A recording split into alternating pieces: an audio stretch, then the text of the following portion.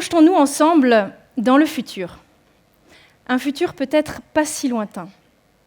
Serions-nous ensemble plongés dans ces réflexions sur ce thème puissant, perfect, imperfection?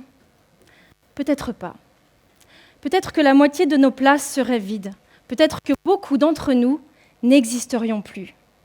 Car notre ADN, cette incroyable double hélice au cœur de chacune de nos cellules, notre ADN, avec ses inévitables imperfections, ne nous aurait peut-être pas accordé le droit de poursuivre notre vie au-delà de l'éprouvette et du tri. Nos places seraient vides. Et peut-être que ceux qui auraient eu la chance de ne pas être mis au tapis par ce tamis génétique, peut-être cela ne serait-il pas tout à fait eux-mêmes, mais on aurait essayé de les modifier génétiquement pour leur donner un QI qui explose tous les scores, ou pour en faire des génies en maths, ou peut-être pour faire qu'ils ne ressentent pas la peur. Laissez-moi vous parler du toboggan sur lequel glisse déjà l'humanité dans sa folle quête de perfection génétique. Vous le savez sûrement, on est capable d'analyser l'ADN, de le séquencer, au moins pour ce qu'on en sait, et on peut aussi faire ça sur les embryons. Pour cela, on les conçoit in vitro, et puis on prélève une ou deux cellules, et puis on les analyse, on les séquence. Et on les sélectionne déjà. D'abord, cela se justifie pour éviter des maladies très graves, et puis ensuite, des pathologies un peu moins graves. D'abord, on ne recherche qu'un seul critère, et puis ensuite un large éventail, et puis des traits de caractère. Et d'abord, on le réserve aux familles à risque, et puis ensuite, petit à petit, on l'étend à tous les embryons, et puis à toute la population, pour peut-être en arriver un jour à donner ou retirer un permis de faire ses bébés sous la couette. Je voudrais vous parler d'une de mes amies, une collègue avec qui je travaillais avant dans l'industrie. Elle a eu un cancer du sein l'année de ses 50 ans.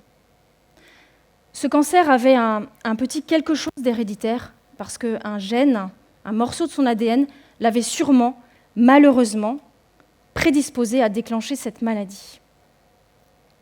Avec notre merveilleuse médecine, avec des soignants dévoués, puis aussi avec son mental d'acier, elle l'a traversé, elle a survécu. Et des années après, mais longtemps après, j'ai appris que ce gène en question, il peut désormais justifier l'accès à ces techniques pour concevoir et sélectionner et rejeter les embryons filles qui en sont porteurs. Alors j'ai repensé à elle. La place de cette amie, aujourd'hui, serait vide.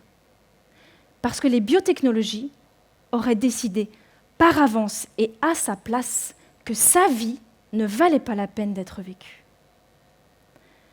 Ce savoir porteur d'une prédisposition génétique, ça peut être source vraiment d'un progrès immense, dans la mesure où ça peut permettre une surveillance ajustée, une médecine même personnalisée. En fait, la connaissance génétique, c'est une bonne nouvelle. On peut s'en émerveiller, s'en réjouir. Mais tout dépend de ce qu'on en fait. Parce que ici, ce tri, est-ce que c'est une victoire contre la maladie ou est-ce que c'est une victoire de la sélection? Aux États-Unis, des sociétés proposent ces techniques et pour quelques milliers de dollars, on sélectionne déjà les embryons selon la couleur des yeux. On sélectionne déjà les embryons selon leur sexe. Et vous voyez que cette discrimination garçon-fille dont on entend tellement parler, elle devient technologique. Et elle s'invite au début de notre vie, au stade de quelques cellules. En Angleterre, les critères pour avoir recours à ces techniques, ils sont sur une liste disponible sur Internet, une liste qui s'allonge régulièrement. Et au milieu de maladies très graves, on trouve les prédispositions et même le gène du strabisme.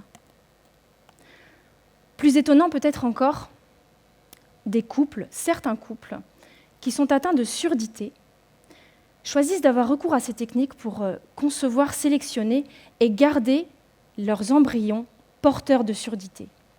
Et ils rejettent les normaux, ceux qui entendraient. Pourquoi ? Parce qu'en fait, ils veulent transmettre leur handicap en héritage, parce que pour eux, l'enfant parfait, ils partagent leurs moyens de communication. C'est leur vision de la perfection. des scientifiques travaillent sérieusement aussi sur le lien entre quotient intellectuel et génétique, avec pour objectif de développer des algorithmes ou des intelligences artificielles pour améliorer la sélection, voire même l'amélioration elle-même des embryons en lien avec cette note, ce QI.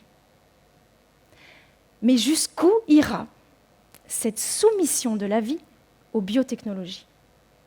Je voudrais qu'on réfléchisse ensemble. Est-ce que cette mentalité qui se met en place, elle ne nous cantonne pas à penser l'humain de demain au travers d'une qualité biologique de départ ou au travers d'une prétendue perfection? Cette quête de perfection est une illusion. Elle est et elle sera la source d'immenses désillusions, je le crains, parce que, au motif d'épargner certaines souffrances, elle pourrait bien, au contraire, en engendrer de nouvelles. Et si, à mesure que la technique court derrière cette illusion de vouloir perfectionner l'espèce humaine, derrière cette tentation de vouloir rendre autrui meilleur, est-ce que pendant ce temps-là, ce ne serait pas nous-mêmes et notre société que nous rendions moins meilleurs? Est-ce que ces progrès technologiques sont tous des progrès humains? Vous connaissez tous, je pense, cette expression quand on veut parler de quelqu'un qu'on connaît, un prof ou un proche ou un collègue ou quelqu'un qu'on rencontre régulièrement, quelqu'un que nous apprécions parce que c'est quelqu'un qui fait du bien, quelqu'un qui nous fait du bien.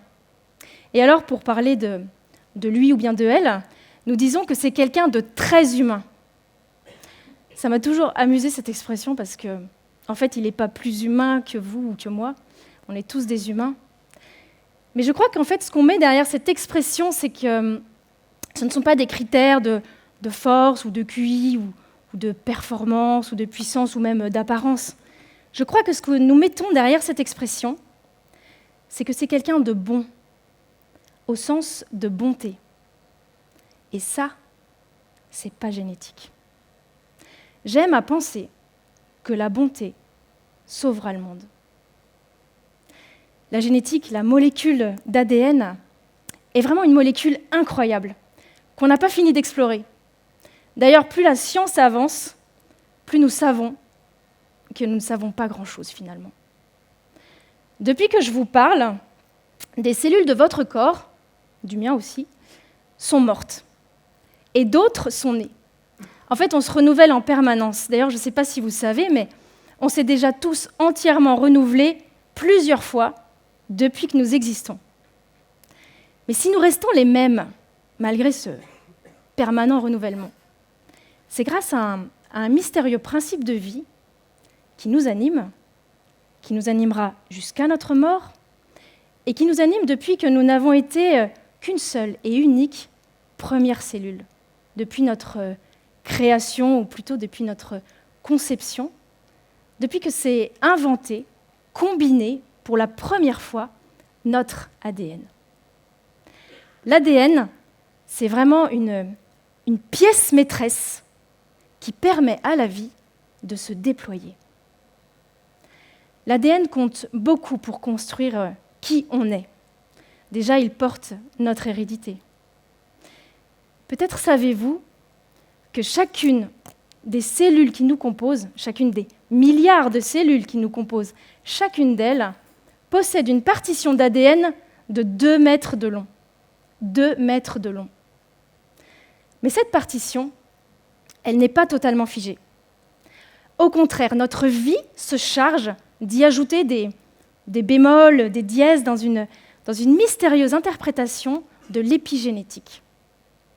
En fait, notre partition d'ADN, elle résonne avec le monde qui nous entoure, avec notre petit monde, avec nos habitudes, avec nos modes de vie, avec aussi les événements qui nous arrivent, avec nos peines, avec nos joies, avec ce qu'on mange, ce qu'on respire, et puis ce qu'on boit aussi. Les 4 lettres de notre ADN n'écrivent pas toute notre vie. Notre sort, notre histoire ne sont pas scellés dans nos gènes.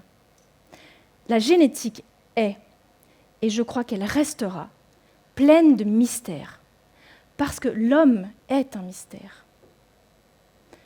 Malheureusement, il y a des fautes de frappe dans notre ADN.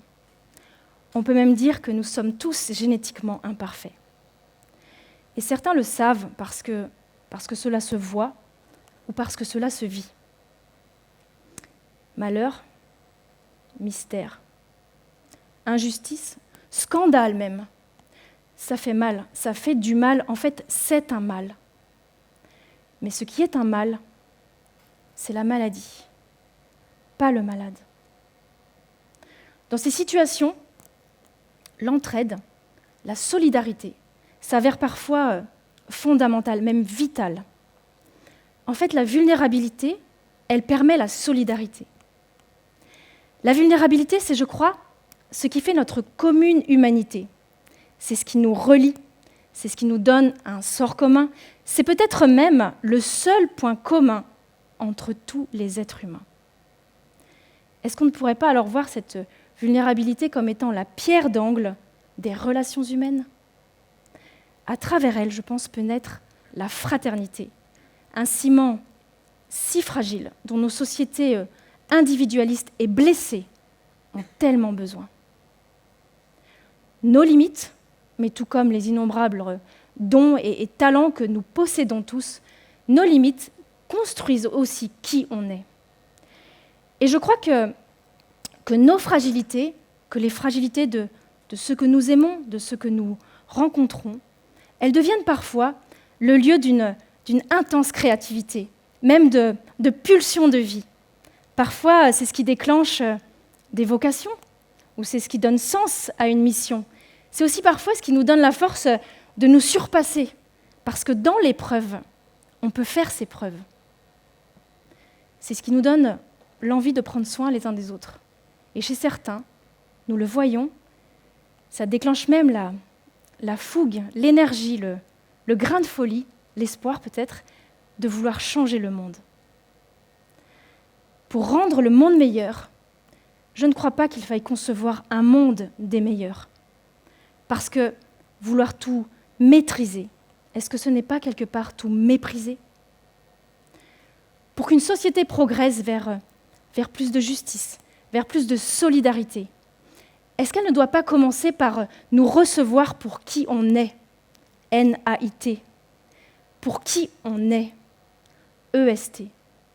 Est-ce qu'elle ne doit pas s'organiser et puis tout mettre en place pour accueillir, mais aussi pour accompagner l'imprévisible et la fragilité qui, de toute façon, ne manquent jamais d'arriver ? Je crois que le monde se construit avec des forts et avec des fragiles. Combien de cabossés, combien de tordus, de pauvres ou aussi de personnes dont la vie a été fauchée bien trop tôt, combien ont marqué de leur empreinte l'histoire du monde ? Du plus grand génie au plus grand artiste, et je suis sûre que des visages vous viennent au cœur et à l'esprit, parce que leur mémoire traverse toutes les époques. De ces plus grands-là aux plus petits, discrets, anonymes, inconnus, combien d'imparfaits ont fait progresser notre humanité. Heureux les fêlés, parce qu'ils laissent passer la lumière. Heureusement que personne n'est venu couper leur destin génétique. Le monde se construit avec des forts et avec des faibles, l'un pouvant devenir l'autre à tout instant, mais l'un étant l'autre à tout moment aussi. Quand je suis faible, c'est alors que je suis fort.